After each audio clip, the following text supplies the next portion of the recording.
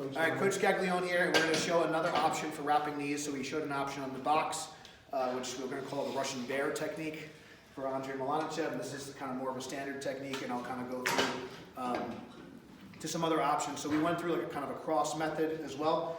If someone's newer, you may not necessarily even need to do that. So we're just going to kind of come here, and we're going to have both legs straight to start, just so he's kind of in position. And what we want to make sure, there's no bend in his knee here.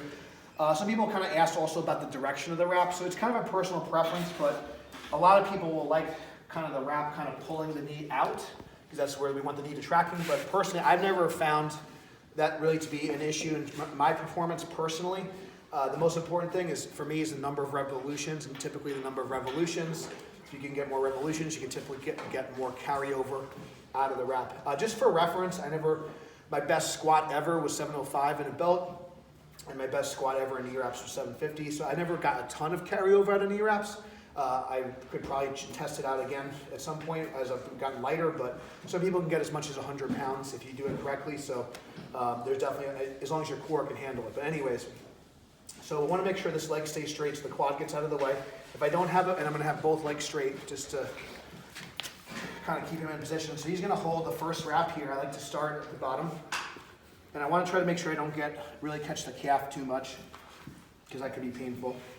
So now kind of going with so I'm kind of, again, pulling across here. What I don't want to do is, I don't want to kind of pull on the bony structures of the knee. I want to try to actually just get the tension out of the wrap itself, and then kind of lay over the wrap. So it's going to be more comfortable for the lifter, but I can still get a lot out of the actual material itself.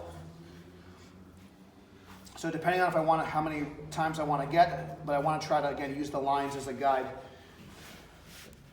So if I want to, I could cross at this point or not, but let's say it's just like kind of a newer lifter, maybe I just kind of continue to,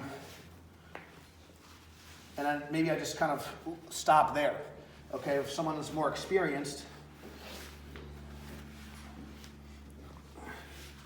to get like more of a out of the wrap, we're going to still do our X. We're going to keep that, you can see, you can keep that leg straighter. So I'm kind of shoving my leg up into his, and then I'm going to secure it, cross, and then from here I can kind of continue to go down, or I can just tie it off here. So if I want to get more out of the wrap, I can kind of come here.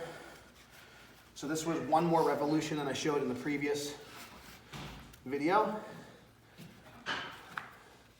So I'm going to have him pull through. So as you can see, not as much, good, stop there.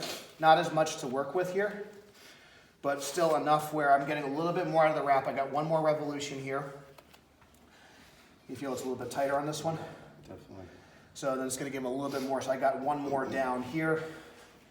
And then again, once he's done, I can pull this off. And then we're kind of ready to rock and roll. So that's just another way to kind of set up. If someone's a little bit less flexible, they may feel more comfortable with the leg down versus on a box. So it's just another variation. So that's how you wrap a knee without the box. Thanks for watching. Until next time, stay strong. And we'll see you soon. Okay.